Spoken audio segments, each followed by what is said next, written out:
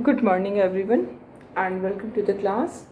We are doing the chapter Parties and Party System in India, and under this chapter, we were discussing about the first general election, the challenges the country was facing in conducting its first general election as well as the state elections, and then we were discussing about the result of the first general election and the state election. And in this regard, we have seen that not only in the first election but in the first three elections, general as well as state, the Congress was in a dominating position. So we were discussing about the reasons. We have discussed this. Okay, what were the reason for this dominance of Congress in the politics of India? The first reason was the legacy of national movement. Then second reason was its strong organization. It was founded in 1885, and its organization was so strong, and it is spread in all over the country. So that was also an advantageous position for Congress. And then the third reason we can say, we have seen that the famous nationalist leaders who fought for the movement, for the freedom of the country, now they were contesting elections. So their victory was very much predicted. They were bound to win the elections because their popularity was already so much, so high. So other than this, there was one more reason, like the electoral system of our country was also responsible for this. And the first past the post system, which was adopted in our country, was responsible for this disproportion of winning of the seats and getting the votes of the people. And now we are discussing the nature of the dominance of Congress. As we have seen that the nature was completely democratic. If we compare our country with other countries, we find that this dominance was completely democratic, like China, Cuba, Syria. These are the countries where the constitution permits only one party. Right? Then there are other countries like Myanmar, Belarus, Egypt, and Eritrea, who are effectively one party state because of legal and military measures. And we were discussing about Mexico. There was a party in Mexico, National Revolutionary Party, which was founded in 1929. Later, it was named as Institutional Revolutionary Party (PRI). So we see that this party was in power for almost 6 decades. But what you see that there is a complete difference between the dominance of PRI in Mexico and dominance of Congress in India, because what we find that PRI was such a party which was whose dominance was there in elections. Every time this party was winning the elections, but this victory in elections was not we can't say that their victory in elections was honest. Actually what happened that elections were held at regular intervals. उसमें कोई कमी नहीं थी, हर regular interval पे elections होते थे. And it was the PRI which used to win every time. Other parties were there. Mexico was not a single party system. In Mexico, other than this PRI, so many parties were there, but all these parties were existed only in name, because they were not able to win any of the seats.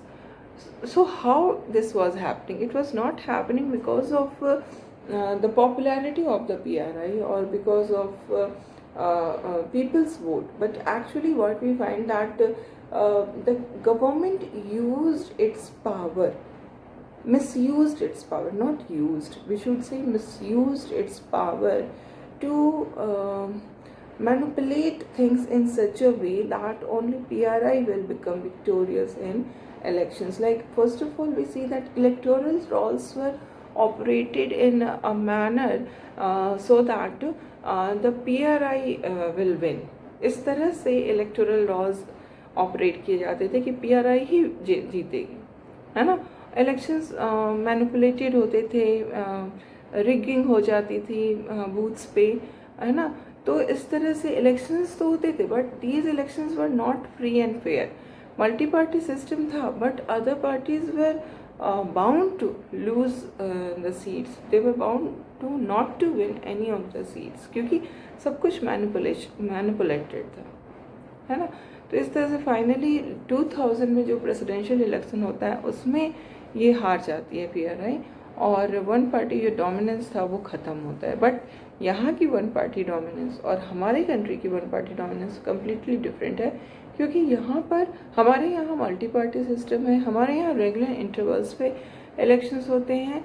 Not only this, we have also free and fair judiciary, free and fair media, है ना. So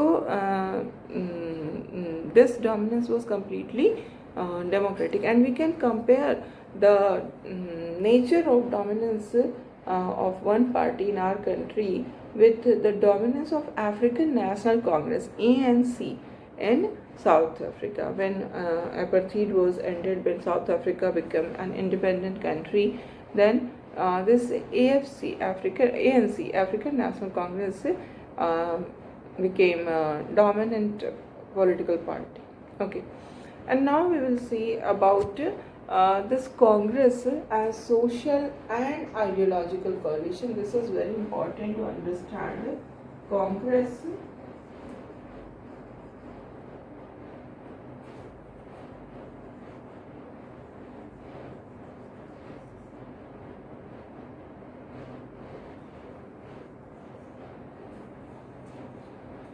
as social and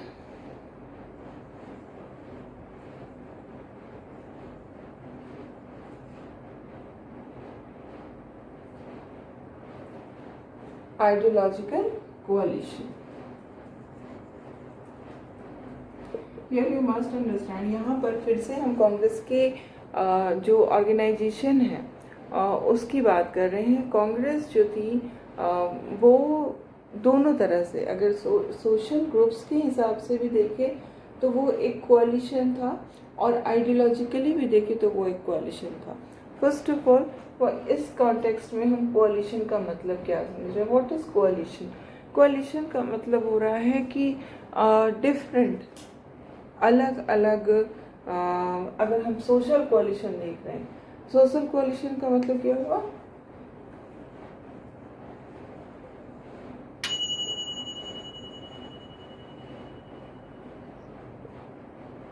social कोalition का मतलब हुआ कि जो different social groups थे वो सभी एक साथ हैं. कोalition क्या होता है? जब किसी हम लोग कोalition गवर्नमेंट के से पूरी तरह से एक्वेंटेड है. whenever a single party is not able to win the majority of the seats in the Lok Sabha, then in that situation more than one parties come together and form the government. This government is known as coalition government.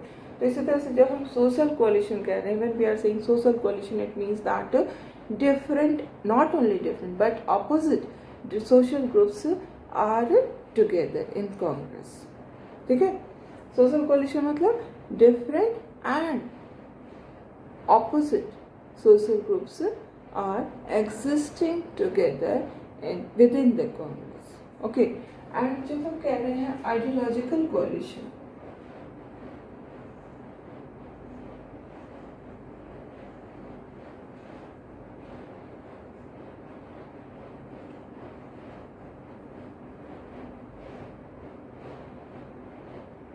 what do we mean by ideological coalition? Same thing.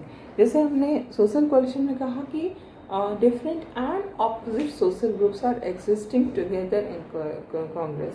Likewise, different and opposite ideologies are existing together in the Congress. So now you have an idea about this topic, है ना, कि हम कांग्रेस के बारे में क्या जानने जा रहे हैं. सबसे पहले अब जो हमें समझना है वो ये है कि कांग्रेस का जो फाउंडेशन हुआ था वो कब हुआ था. 1885 में हुआ था. ओके, किसने किया था? एलन ऑक्टेवियन ह्यूम ने. ठीक है, क्यों हुआ था? For what purpose this Congress was founded? The main purpose of the foundation of Congress was not to lead the national movement against the British rule. It was not founded for this purpose. It will lead the national movement against British rule. It was founded, we can say it was founded as a ventilator.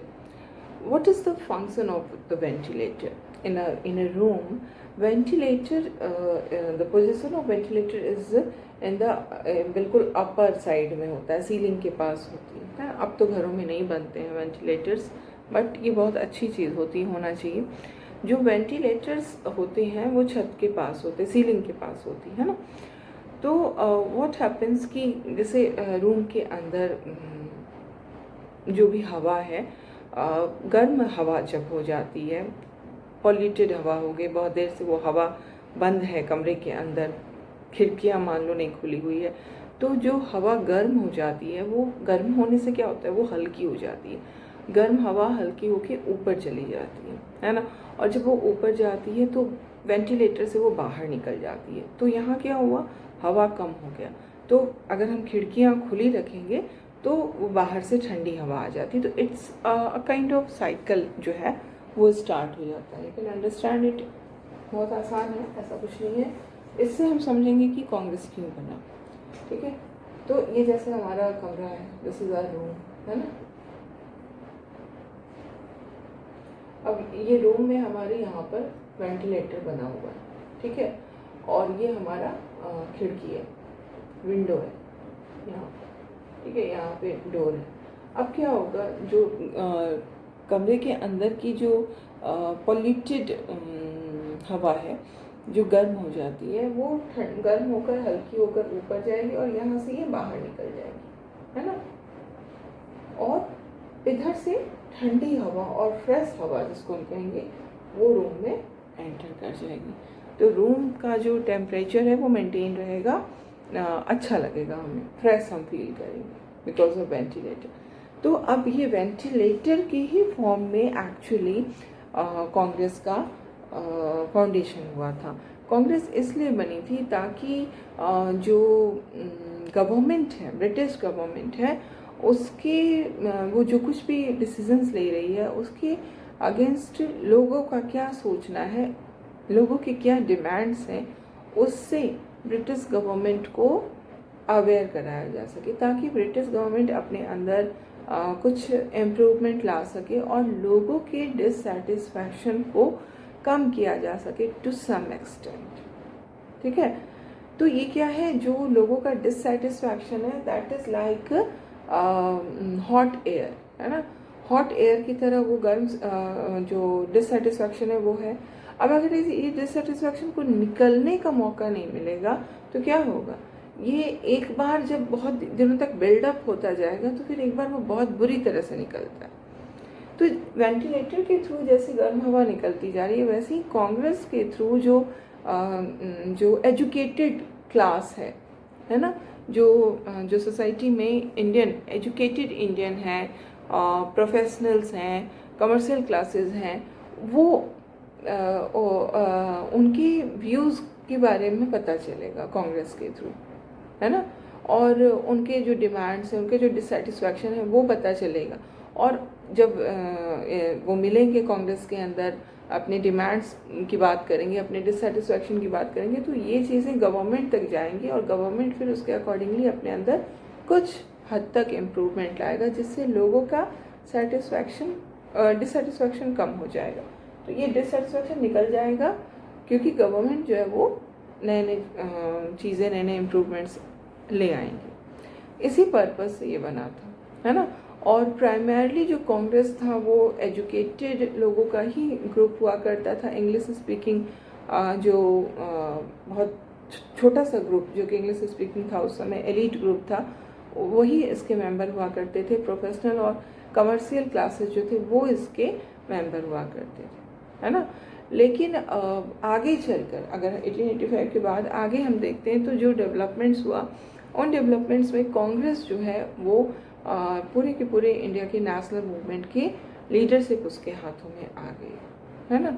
और कांग्रेस जो है हालांकि इसकी starting तो ऐसे ही party के form में हुई थी जो कि इंग्लिश स्पीकिंग अपर कास्ट, अपर मिडिल क्लास और अर्बन एलीट लोगों तक ही सीमित थी इसकी मेंबर्स, है ना। इंग्लिश बोलने वाले जो लोग हैं, जो अपर कास्ट के लोग हैं, caste, upper caste, upper middle class, है ना। इकोनॉमिक स्टेटस में अगर देखें तो जो अपर मिडिल क्लास के हैं, अगर कास्ट के हिसाब से देखें तो अपर कास्ट के, लैंग्वेज के हिसाब से देखें तो जो इंग्लिश स्पीकिंग हमारा ग्रुप है, और अगर रूरल और अर्बन में देखें तो अर्बन। तो ये क्या है, एक तरह से बहुत ही छोटा सा ग्रुप था जिसमें कि ऐसे लोग थे जो जिनका नंबर बहुत ही कम था। लेकिन धीरे धीरे जैसे एक मास मूवमेंट जो स्टार्ट होता है, जैसे गांधी का आना हुआ 1914 में, और उसके बाद से जिस तरह से ये नॉन कोऑपरेशन मूवमेंट स्टार्ट होता है, फिर सिविल डिसोबीडियंस मूवमेंट होता है 1930 में, और आखिर में quit India movement. These were mass movements, और these all movements were done in the leadership of Congress only. So Congress, slowly we find that Congress started to represent each and every social group of the society. Initially it was representing only the English speaking upper caste, upper middle class and urban elite, but with the mass movements its social base started to be widened, and it started to bring together diverse group, the groups which were not only diverse but the groups which were opposite also, like peasants and landlords. Both of them were the member of Congress. So here you must understand that Congress was a party of diverse and opposite social groups.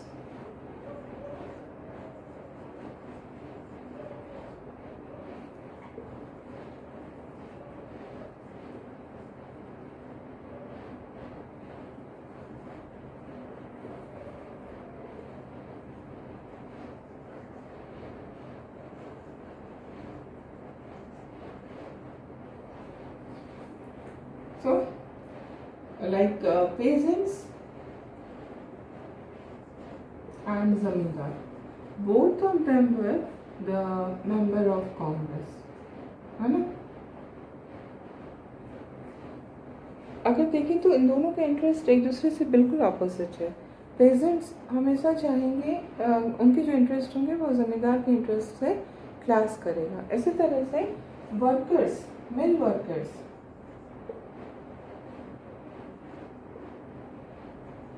and mill owners, both were the member of Congress, है ना। दोनों ही कांग्रेस के member थे, चाहे वो lower class, upper class, lower class, middle class, ये सभी इसके मेंबर थे, है ना। अपर क्लास भी, मिडिल क्लास भी एंड लोअर क्लास में, जबकि ये जो क्लासेस हैं इनके इंटरेस्ट आपस में क्लास करते हैं। इसी तरह से अपर कास्ट भी इसका मेंबर था और लोअर कास्ट भी, अपर एंड लोअर कास्ट। तो ये सारे जो है ना, these are not only diverse but opposite groups, but these all opposite groups found their place in Congress. हर किसी के लिए कांग्रेस में जगह थी, कांग्रेस किसी को ना नहीं कहता था। जो भी आता है कांग्रेस उसको अपने गले लगा लेता। ये क्या है? What is this? This shows this nature of Congress that it was a social coalition. और जब तक इंडिया को आज़ादी मिली 1947 तक आते आते कांग्रेस जो है वो एक रेनबो लाइक सोशल कोalition में बदल चुका था। रेनबो में जैसे 7 कलर्स होते हैं, 7 कलर्स मिलकर एक हो जाते हैं, उसी तरह से जो different and opposite social groups थे वो सब मिलकर के एक हो गए थे। और पूरा का पूरा कांग्रेस जो एक्चुअली हम कह सकते हैं कि actually Congress was representing the diversity of India. चाहे वो सारे क्लास के लोग यहाँ पर हैं, सारे कास्ट के लोग यहाँ पर हैं, डिफरेंट रिलीजन को मानने वाले, डिफरेंट लैंग्वेज को बोलने वाले, डिफरेंट रीजन्स में रहने वाले, all were the members of Congress. So this is about coalition, social coalition. And now we see what do we mean by ideological coalition. Ideological coalition का मतलब मैंने बता चुका है, जब डिफरेंट आइडियोलॉजी के लोग एक साथ होते हैं। तो इसी तरह से हम देखते हैं कि कांग्रेस जो है वो एक आइडियोलॉजिकल कोalition भी प्रेजेंट करता है। कैसे प्रेजेंट करता है? तो जो डिफरेंट सोशल ग्रुप्स कांग्रेस के अंदर थे, ठीक है, they all were the members of Congress, but they were also having different thinking, different ideologies. तो वो कांग्रेस के अंदर होते हुए भी वो सभी कांग्रेस के मेंबर हैं, लेकिन इसके साथ साथ वो अपनी आइडियोलॉजी को भी मेंटेन किए हुए हैं। They are maintaining their ideologies, they are holding different views, और इसलिए कांग्रेस को आइडियोलॉजिकल कोalition भी कहा जाता है, जिसमें हम देखेंगे कि कांग्रेस के अंदर एकोमोडेशन था डिफरेंट एंड कॉन्ट्राडिक्टरी आइडियोलॉजीज का। ठीक है,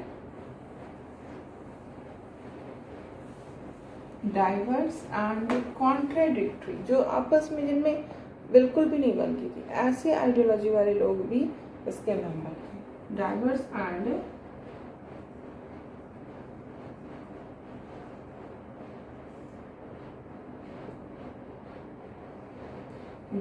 एंड कॉन्ट्राडिक्टरी आइडियोलॉजीज। सो क्या एग्जाम्पल है? जैसे इसके जो मेंबर थे वो रेडिकल भी थे और कंजर्वेटिव भी थे। रेडिकल कौन होते हैं? जो एकदम पूरा का पूरा रूट लेवल पे चेंज करना चाहते हैं। और कंजर्वेटिव कौन होते हैं? जो कि किसी भी तरह का चेंज नहीं चाहते। तो रेडिकल भी इसके मेंबर थे, कंजर्वेटिव भी इसके मेंबर थे, रेवोल्यूशनरी भी इसके मेंबर थे, पैसिफिस्ट भी इसके मेंबर थे। रेवोल्यूशनरी जो कि वायलेंस में बिलीव करते हैं, पैसिफिस्ट जो कि पीस में बिलीव करते हैं। इसी तरह से एक्सट्रीमिस्ट भी इसके मेंबर थे और मॉडरेट्स भी इसके मेंबर थे। एक्सट्रीमिस्ट जो कि एक्सट्रीम हर मामले में एक्सट्रीम पे जाते हैं, और जो मॉडरेट होते हैं वो बीच बीच में लेकर हर चीज़ को चलते हैं, न तो इस कोने पर ना उस कोने पर, बीच में। और जो या इस कोने या उस कोने पर होता है उनको हम एक्सट्रीमिस्ट कहते हैं। इसी तरह से राइट और लेफ्ट भी इसके मेंबर थे, तो हर और सेंट्रिस्ट भी इसके मेंबर थे। तो कांग्रेस जो है वो एक ऐसा प्लेटफॉर्म दे रहा था जहाँ पर कि डिफरेंट ग्रुप्स, डिफरेंट इंटरेस्ट के लोग जो थे वो इसमें शामिल थे। और सबसे बड़ी बात तो ये है कि पार्टी के अंदर पार्टी हुआ करती थी, कांग्रेस के अंदर पार्टी हुआ करती थी। इसको भी अभी हम लोग देखेंगे and how this was done, ये कैसे होता था। ये आइडियोलॉजिकल और सोशियोलॉजिकल जो कोalition हम कह रहे हैं कांग्रेस को, ये कैसे पॉसिबल था? ये इसलिए पॉसिबल था क्योंकि कांग्रेस के अंदर टॉलरेंस था, मैनेजमेंट ऑफ फैक्शन था, एकोमोडेशन था। एकोमोडेशन क्या होता है? एक बेंच पे 3 लोगों के बैठने की प्रॉपरली अगर देखा जाए तो 3 लोगों के बैठने की जगह है, लेकिन अगर तीनों लोग थोड़ी थोड़ी परेशानी उठाएंगे तो ये चौथे आदमी को भी उसमें अकोमोडेट किया जा सकता है। This is accommodation. है ना। इसी को हम कहते हैं एकोमोडेशन, कि स्पेस नहीं है, लग रहा है कि यहाँ पर बिल्कुल स्पेस नहीं है, अगर हम थोड़ा सा टॉलरेंस, थोड़ी सी पेन लेने के लिए तैयार हो जाए तो उनको एडजस्ट किया जा सकता है। तो ये अकोमोडेशन था कांग्रेस के अंदर, ये टॉलरेंस था कांग्रेस के अंदर। और इसी के साथ एक नया टर्म आता है मैनेजमेंट ऑफ फैक्शन था कांग्रेस के अंदर, जिसकी वजह से ये पॉसिबल हो पाया। तो अभी हम लोग सबसे पहले फैक्शन का मतलब समझेंगे कि क्या हम मीन करते हैं फैक्शन से।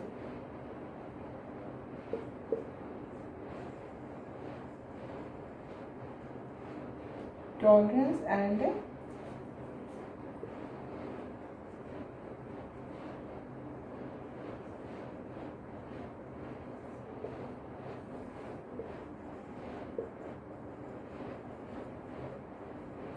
फैक्शन का मतलब होता है ग्रुप, सिंपल, बहुत सिंपल। फैक्शन का मतलब ग्रुप। एक पार्टी के अंदर जब एक नया ग्रुप बन जाता है, एक ऐसा ग्रुप, छोटा सा एक ग्रुप जो कि पार्टी का जो मेन लीडरशिप है उससे डिफरेंट व्यूज रखता है, उसके ऑपोजिट व्यूज भी रख सकता है ना। तो इसी को हम कोalition कहते हैं, इसी को हम फैक्शन कहते हैं।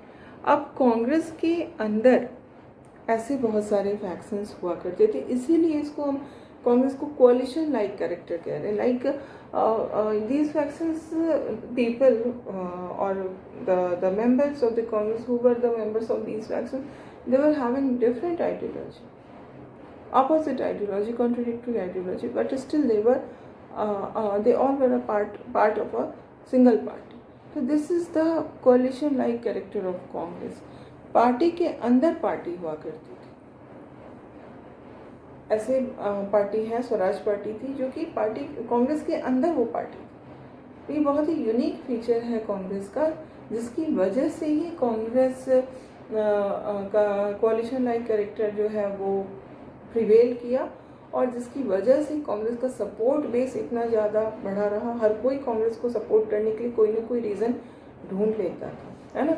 तो अभी हम क्या देखते हैं कि कांग्रेस को जो कोalition लाइक स्ट्रक्चर है, कोalition लाइक जो कैरेक्टर है, वो इसको बहुत ही पावरफुल बना देता है। इसका सपोर्ट बेस बढ़ जाता है ना, क्योंकि इसमें जो भी आएंगे सबके लिए इसके दरवाजे खुले हैं। किसी को भी ये ना नहीं कहता था कि नहीं, इस आइडियोलॉजी के लोग को तो हम नहीं ले सकते, या इस सोशल ग्रुप के लोगों को हम नहीं ले सकते। Its door was open to all. It was in a condition that it can accommodate all those who join it, है ना। तो अब जब हम सबको एकोमोडेट करेंगे तो सबसे बड़ी चीज़ क्या उसके लिए ज़रूरी है कि जो पार्टी है उसको किसी भी मैटर में एक्सट्रीम पोजीशन पे नहीं जाना है, बल्कि हर चीज़ में एक बैलेंस मेंटेन करके जाना है, रहना है। कोई भी इशू है एक्सट्रीम कभी भी नहीं जाएगा। ये पार्टी हमेशा बैलेंस बना के बीच में रहेगा, ताकि इसको भी लगे कि इसके लिए भी कुछ है यहाँ पर, इसको भी लगे कि इसके लिए कुछ है यहाँ, तभी तो वो रहेंगे पार्टी में। नहीं तो अगर ये मान लो ये बैलेंस नहीं मेंटेन किया गया, कांग्रेस पूरी तरह से इधर झुक गया, तो ये क्या करेगा, ये छोड़ देगा पार्टी, है ना, क्योंकि इसको ये समझ आएगा कि इसके लिए तो कोई जगह ही नहीं है इस पार्टी में। तो this is the we can say diplomacy, this is the way of working within the Congress, कि ये हर चीज़ में एक्सट्रीम पोजीशन को बिल्कुल अवॉइड करते थे और एक बैलेंस मेंटेन करके चलते थे, है ना। कॉम्प्रोमाइज़ करना, ये नहीं कि बस हम अपने हिसाब से करेंगे, हमारा ही चलेगा। जो सेंट्रल लीडरशिप थे वो एकोमोडेट करते थे, कॉम्प्रोमाइज़ करते थे, इंक्लूसिवनेस था, सबको लेके चलना है, एक्सक्लूड नहीं करना, नहीं आपको हम नहीं रखेंगे, ये लेके चलिए, सबको लेके चलिए, जो आ रहे हैं सबको लेते जाइए, है ना। तो ये था कॉम्प्रोमाइज़ और इंक्लूसिवनेस, जो कि जिसकी वजह से ये कोalition पॉसिबल हो पाए, है ना। और इस कारण अपोजिशन बहुत वीक पड़ गया। कांग्रेस तो बहुत मजबूत हो गई, बट अपोजिशन बहुत वीक पड़ गया। क्यों अपोजिशन वीक पड़ गया? क्योंकि अपोजिशन के पास कोई इशू ही नहीं था ना, तो इस इशू को ले सकता है अपोजिशन, ना इस इशू को ले सकता है, क्योंकि इस इशू के भी जो एलिमेंट्स हैं उसको लेकर कांग्रेस चल रहा है, कुछ एलिमेंट्स को, इसके भी कुछ एलिमेंट्स को लेकर कांग्रेस चल रहा है, तो इनके पास कोई इशू ही नहीं होता था, है ना। जो भी इशू, अगर वो कोई चीज़ों को मुद्दा बना रहे हैं तो वो देख रहे हैं कि वो तो पहले से ही कांग्रेस के प्रोग्राम और आइडियोलॉजी में पड़ा हुआ है, तो फिर वो कैसे उसको अपना अपना अपना हिस्सा बनाएंगे, है ना। तो इसके अलावा एक चीज़ और थी कि जिस पार्टी में कोalition होता है वहाँ पे टॉलरेंस बहुत ज़्यादा होता है इंटरनल डिफरेंसेस का। ये नहीं कि इंटरनल डिफरेंसेस होने पर सीधे डिसिप्लिनरी एक्शन लेके उसको निकाल दिया जाए, नहीं, टॉलरेंस था कि जो भी अगर कोई हमसे डिफरेंट व्यूज़ रख रहा है, अपोजिट व्यू रख रहा है, तो उसको टॉलरेट किया जाएगा, है ना। और कोई अगर लीडर है जो बहुत जिसके एम्बिशंस बहुत बढ़ गए हैं, वो बहुत बड़ा पोस्ट चाहता है, बड़े मेन पोर्टफोलियो चाह रहा है, होम मिनिस्ट्री चाह रहा है, फाइनेंस मिनिस्ट्री चाह रहा है, तो इस पर भी कभी भी उस लीडर के अगेंस्ट किसी तरह का कोई डिसिप्लिनरी एक्शन नहीं किया जाता था, बल्कि ये समझा जाता था कि हाँ, उसकी जो भी एम्बिशंस हैं उसको एकोमोडेट किया जाता था कहीं ना कहीं, किसी न किसी तरह से।